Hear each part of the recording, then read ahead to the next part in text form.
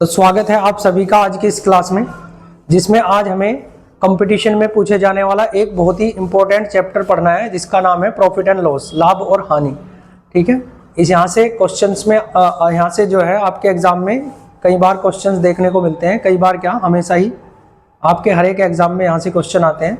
तो बहुत अच्छी तरीके से हम इसके कॉन्सेप्ट्स को सीखेंगे और क्वेश्चन जिस तरह के क्वेश्चन एग्जाम्स में पूछे जाते हैं उसी पे ज़्यादा फोकस रखेंगे, क्योंकि फिलहाल हम जो वीडियोस ज़्यादातर आप लोगों को दे रहे हैं वो इसी चीज़ को देख के दे रहे हैं, ताकि जो आपके आरआरबी के एग्ज़ाम्स हैं उनमें जो चीज़ें पूछी जाती है वो हम जल्दी से जल्दी कम समय में सीख सकें। ठीक है, तो एक क्वेश्चन है अंकित कीमत पर, और इस तरह का इसमें एक कॉन्सेप्ट है वह छोटा सा, वो चीज़ आपको सीखनी है, फिर उस तरह के क्वेश्चन आप सारे कर पाएंगे। अंकित कीमत पर 40% की छूट देने पर भी एक जैकेट पर 20% का लाभ, एक जैकेट 20% के लाभ पर 600 रुपये में बेची गई। ठीक है, यानी जो ये 600 रुपये है ये सेलिंग प्राइस है। ठीक है, इतना पता होना चाहिए, इतने में बिकी है। और लाभ कितने का? 20% लाभ के साथ, और कितनी? 40% छूट देने के बाद भी। ये सारी चीजें हमने लिख ली।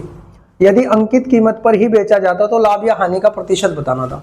तो अब एक चीज आपको यहां से समझना है, कभी भी अगर कहे कि इसने छूट दी है और इसे लाभ भी हुआ है, ठीक है, कभी भी कहे छूट भी दी है और लाभ भी हुआ है, तो केवल आपको इतना करना है, छूट को 100 में से घटा लो तो 60 आ गया, और लाभ को 100 में जोड़ दो तो 120 आ गया। ये हमेशा हमारा क्रय मूल्य का निकलेगा और ये हमेशा निकलेगा एमआरपी। ठीक है, ये रेशो निकल जाएगा हमारा क्रय मूल्य और एमआरपी का। कैसे? जब भी कभी छूट दे तो 100 में से घटा लो। छूट को देखो यहाँ 20% भी हो सकता था डिस्काउंट, तो यहाँ 80 आ जाता, लेकिन यहाँ 40% है तो 60 आ गया, और लाभ कितने का हुआ? 20% का, तो उसे 100 में जोड़ के वो एमआरपी का रेशो निकल गया। तो अगर मैं इसको छोटा करूं तो 60 ही कम 60, 60 दूनी, यानी 1 रुपए की जो चीज खरीदी थी उस पर कितना एमआरपी है? 2 रुपए है। और उसने कहा यदि अंकित कीमत पर ही बेचा जाए, तो अंकित कीमत पर ही बेचा जाए तो उसका मतलब एमआरपी पे ही बेचा जाएगा। तो अगर 1 रुपए में खरीद के उसे 2 में बेचेंगे तो कितने का लाभ मिलेगा भाई? 1 का। और 1 का लाभ किस पे मिलेगा? क्रय मूल्य पे, और गुणा किससे करोगे? 100 से। तो आपको जो लाभ होने वाला है वो 100% होने वाला है। ठीक है, तो यहाँ से आंसर आ गया आपका लाभ प्रतिशत। देखो इसकी हमें जरूरत भी नहीं पड़ी और ना ही पढ़ने वाली थी इसमें, हम चाहते तो उसका यूज करके भी इस क्वेश्चन को कर सकते थे। ठीक है, लेकिन आपको जो कॉन्सेप्ट सीखना है वो क्या है, जब भी आपको छूट भी देगा और लाभ भी होगा तो इस तरीके से सीपी और एमआरपी का रेशो निकाल लेना है, फिर उससे कंपेयर करके आंसर आ जाएगा। ठीक है, दूसरा क्वेश्चन यहाँ पे देखते हैं हम। दूसरा क्वेश्चन क्या है, एक व्यक्ति अपने सामान पर क्रय मूल्य से 20% अधिक अंकित करता है। तो ये थोड़ा सा अलग सिस्टम है। ठीक है, यानी ये इसका क्रय मूल्य है, ठीक है, और ये इसका एमआरपी होगा यहाँ पे जो ज्यादा करेगा, तो 20% अधिक अंकित करता है और वह 5% की छूट भी देता है। ठीक है, तो ये थोड़ा सा, और ये भी आसानी है, दिक्कत कुछ नहीं है, बस कॉन्सेप्ट को सीखना है। 20% उसने अधिक अंकित कर दिया और फिर 5% की छूट भी दे दी। तो हम चाहे तो इसको ऐसे भी कर सकते हैं कि a minus B plus A into minus B बटे 100, इस तरीके से भी हम इसको निकाल सकते हैं। जब भी ऐसा क्वेश्चन आएगा, जब भी वो हमें 20% अधिक भी अंकित करेगा और छूट भी देगा, तो उसको ऐसे कर सकते हैं। कैसे? देखो 20% अधिक किया है तो ये प्लस में रहेगा, और छूट दी तो माइनस, और ये 20 गुणा माइनस का 5 और बटे में कितना? 100।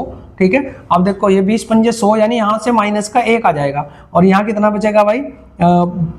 20 में से 5 गया 15, और इसमें से घटाओगे तो 14 आएगा, यानी 14% हम आंसर एकदम से बता सकते हैं। कब? जब भी इस तरह से क्वेश्चन देगा कि इतने परसेंट अधिक अंकित किया है और इतने का छूट भी दिया है, तो ऐसे कर सकते हैं। अगर इसको हम थोड़ा सा कॉन्सेप्ट से समझे तो क्रय मूल्य मानते हैं हम 100 हमेशा, और उसने 20% उसको अधिक किया है तो 120 रखा होगा एमआरपी, और फिर उस पर 5% छूट दी है, तो छूट हमेशा एमआरपी पे दी जाती है। तो अगर आपको 120 पे छूट चाहिए तो आपको ये 95 में बेचना पड़ेगा भाई। ठीक है, तो बटे 100 करोगे, 0 से 0, 5 से 2 बार जाएगा, 5 से ये 19 बार जाएगा, 19 पंजे 95, और ये कटेगा कितनी बार? 6 बार, और 19 छिक्का 114। ठीक है, ठीक है, 19 पंजे 95, 19 छिक्का कितना हो जाएगा? 114। तो यहाँ से हमारा आंसर आ जाएगा, यानी 14 जो है 14% का क्या हो जाएगा, क्योंकि देखो 100 वाली चीज कितने में जा रही है? 114 में, तो 14%। तो इस तरीके से, इस तरीके से ये दो कॉन्सेप्ट होते हैं भाई। एक ये वाला जब आपको छूट देकर भी लाभ होगा, ठीक है, और एक ये वाला जब अधिक अंकित मूल्य करके भी छूट देगा। तो दोनों को इस तरीके से समझना है। ठीक है, दूसरा क्वेश्चन यहाँ पे देखते हैं हम।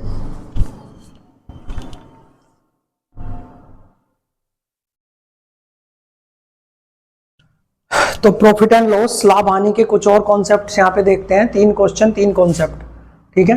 क्या है, एक व्यक्ति अपने सामान पर 20% छूट देकर भी, हालांकि ये पहले जैसा ही है, ठीक है, अभी जो मैंने कराया था उसकी प्रैक्टिस के लिए, एक व्यक्ति अपने सामान पर 20% छूट देकर भी, मैंने बोला था जब भी कहेगा छूट देकर तो आपको लिखना है सीधा सीपी कितना 80, क्योंकि 20% की छूट दी है और 20% लाभ कमा लेता है, तो हमें एमआरपी लिखना है कितना 120 जोड़ के लिखना है, ठीक है।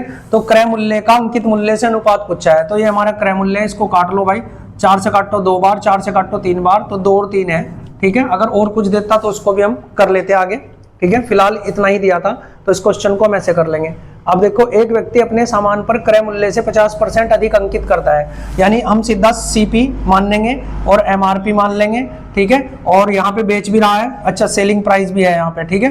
तो 3 चीजें लिख ली हमने। एक व्यक्ति अपने सामान पर क्रय मूल्य से 50% अधिक अंकित करता है, तो जब भी क्रय मूल्य 100 होता है तो उसका मतलब उसने 150 छाप दिया उसके ऊपर, अंकित मूल्य कितना है 150, 20% लाभ पाने के लिए उसकी छूट बतानी है। तो बहुत ही सिंपल सा क्वेश्चन है, इसमें फंसने की कोई जरूरत नहीं है। कितना लाभ पाना चाह रहा हो 20%, तो इसका मतलब वो अपनी सामान को 120 में बेचना चाह रहा है ना, 100 वाली चीज को 120 में बेचेगा तभी तो। अब आप एक चीज समझना, एमआरपी उसका कितना था 150 और बेचना कितने में चाह रहा है 120 में, तो इसका मतलब वो 30 की छूट दे रहा है, और छूट का प्रतिशत किस पे निकलता है हमेशा एमआरपी में, तो बटे में रख लोगे 150 और गुणा किस तक करोगे 100 से, ठीक है। तो काट लो 100 50 से काटा 3 बार, 50 से काटा 2 बार, इससे काट दो इसे 10 बार, 10 दूनी 20, यानी 20% उसके क्या देनी पड़ेगी, छूट देनी पड़ेगी, ठीक है। समझ आ गया ना, बहुत आसान सा था कि सीपी 100 था, एमआरपी वो 50% अधिक अंकित करना चाह रहा था तो 150, और उस पर फिर वो 20% का लाभ चाह रहा था, तो उसका मतलब वो 100 वाली चीज को 120 में बेचना चाह रहा था। तो इसको यहां से हमने कंपेयर करके आराम से क्वेश्चन का आंसर आ गया। एक क्वेश्चन और देखते हैं। एक विक्रेता ने अपनी वस्तुओं का 1/3 हिस्सा, इंपॉर्टेंट क्वेश्चन है, इस तरह का क्वेश्चन भी बार बार आपके एग्जाम में आएगा, 1/3 हिस्सा 24% लाभ पर बेचा है, ठीक है। इसको करने के 3 तरीके हैं, लेकिन मैं आपको जो बता रहा हूं वही करना आपको, क्योंकि आसान है बिल्कुल, कोई दिक्कत वाली बात नहीं है। जब भी कहेगा 1/3 हिस्सा, तो इसका मतलब ये हुआ कि 3 वस्तु थी टोटल, 3 में से 1 बेच दी, तो अभी 2 बच रही है, ठीक है। तो 1/3 हिस्सा का मतलब उसने एक वस्तु कितने पे बेच दी 24% लाभ पे, तो जो कि होगा 24 ही, ठीक है। ऐसे करना है, एक वस्तु अब बच कितनी रही है 2, ठीक है। तो और उसने कहा है बेचता है शेष को लागत मूल्य पर ही बेचता है, ठीक है। अब एक चीज बताना, जो लाभ होना था वो तो यहाँ पे हो चुका, अब उसने उसको लागत मूल्य पर ही बेच दिया। अगर वो उसे कम में बेचता, ठीक है, तो बात अलग होती है, और ज्यादा में बेचता तब भी, तो उसको ना तो वहां पे लाभ होना ना तो हानि होनी, तो यहाँ 0 लिख सकते हैं, यानी ये 0 ही आएगा। यहाँ केवल हम 0 जोड़ेंगे, क्योंकि ना तो उसने उसे हानि पे बेचा ना ही लाभ पे, तो केवल 0 रखेंगे। अब टोटल वस्तु कितनी थी 3, ठीक है, और यहाँ मान लो x% आया था, और ये टोटल जोड़ोगे तो कितना आएगा 24, ठीक है। यानी कभी भी क्या करना है आपको, जब भी कहेगा 1/3 हिस्सा इतने में बेच दिया, तो 3 में से 1 बेच दिया कितने पे 24% पे, तो 1 की गुणा 24 में करी 24 आ गया। अब बची कितनी शेष वस्तु 2, तो 2 को लागत मूल्य पर ही बेचा है, ठीक है। वो इसे लाभ हानि पे भी बेच सकता था, मैं क्वेश्चन और करा दूंगा आपको आगे, ठीक है, लेकिन उसने उसको उस पर ही बेच दिया, तो इसलिए यहाँ मैंने 0 रख लिया। अब टोटल वस्तु थी 3, और वो कितना x% है ये तो मुझे निकालना है, कितने, क्योंकि उसने बोला है तो उसका कुल लाभ प्रतिशत, तो कुल लाभ प्रतिशत मैंने x मान लिया, और टोटल इसको जब जोड़ूंगा मैं तो कितना आएगा 24, तो 24 कैसे आएगा भाई, यहाँ 8 रहा होगा जब ही तो आएगा, 8 या 24 जब ही तो बना होगा, या इससे इसे काट लो, तो x बराबर कितना आ गया 8%, तो यानी उसका टोटल लाभ जो प्रतिशत है वो 8% है। इसका और 1-2 क्वेश्चन देखते हैं हम अभी।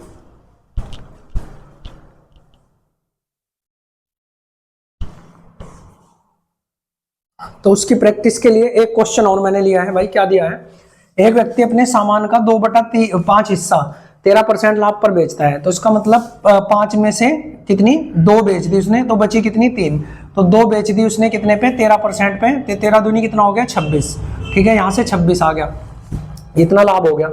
अब वो शेष वस्तुओं को, उसने देखो क्या बोल रहा है, शेष वस्तुओं को कितने प्रतिशत लाभ पर बेचे, तो इस बार उसने शेष वस्तुओं का पूछ लिया, सभी का नहीं पूछा। तो शेष कितनी बच रही है 3, उनको कितने % पर बेचे ये तो मुझे पता नहीं, ये निकालना पड़ेगा, ताकि उसे सभी वस्तुओं पर कितने का मिल जाए 19%। तो सभी वस्तुएं तो क्या है टोटल वस्तुएं तो 5 है ना, तो 19% का लाभ मिल जाए, ठीक है। अब इस तरीके से करना है, तो 19 का तो हम निकाल सकते हैं ना, 19 पंजे कितने हो गए 95, तो यानी टोटल 95। अब यहाँ कुछ तो जुड़ा होगा भाई, यहाँ कुछ तो जुड़ा होगा, तो ये 95 आ गया, तो इस 95 में से घटा के देख लो कितना जुड़ा होगा, तो 26 को घटा लो, एक इधर लोगे तो कितना आ गया 15, और 15 में से गया 9, तो यहाँ से बचेगा कितना भाई 8, 8 में से गया 6, यानी यहाँ 69 रहा होगा। यहाँ कितना आया होगा 69। अब 69 कैसे आ सकता है, x में किसकी गुणा करूँ कि 69 आ जाए, तो 23 दिया कितने होते हैं 69, इसका मतलब यहाँ 23 रहा होगा, तो x बराबर कितना आ गया 23%। ठीक है, इस क्वेश्चन को हम ऐसे भी कर सकते हैं, इस क्वेश्चन को हम एलिगेशन से भी कर सकते हैं। एलिगेशन से कैसे करेंगे, देखो कितनी वस्तुएं थी, ये थी हमारी, हाँ टोटल कितनी वस्तुएं थी 5, तो 2 तो ये बिक गई और 3 ये है। ठीक है, 2 तो इधर बिक गई, 3 ये है, और ये 2 कितने पे बिकी है 13% पर। ठीक है, और इन 3 का निकालना है कितने % पर बिकी है, ताकि टोटल पर कितना हो जाए 19%। ठीक है, तो जिन बच्चों को पता है एलिगेशन कैसे लगता है भाई, उन्हें पता है कि जो ये बीच वाली संख्या है, ये बीच वाली संख्या एक से अगर बड़ी है तो दूसरी से हमेशा छोटी होगी, और ऑप्शन भी दे रखे होंगे तो हम डायरेक्ट एकदम से वहां रख के देख भी सकते हैं, या नॉर्मली आप इतना समझो एलिगेशन ऐसे घटता है, ये 19 है, 19 में से अगर आप 13 घटाओगे तो कितना आएगा 6, लेकिन यहाँ लिखा हुआ है कितना 3, यानी इससे 2 गुना, तो इसका मतलब यहाँ इससे 2 गुना 4 रहा होगा, और 4 इसमें से घटा नहीं सकते, नहीं तो वो इससे छोटी हो जाएगी, तो जोड़ना ही पड़ेगा, तो 23%। ठीक है, तो एलिगेशन से भी हम इसको कर सकते हैं। ठीक है, ये मैंने थोड़ा सा इसलिए आपको बताया क्योंकि मैं ये मान के चल रहा हूँ भाई, कम से कम थोड़ा सा आपको इतना तो पता ही होगा कि एलिगेशन कैसे निकालते हैं। बस मैंने बताया है कि इस तरीके में हम एलिगेशन भी लगा सकते हैं। तो नेक्स्ट वीडियो में मिलते हैं। Thank you for watching.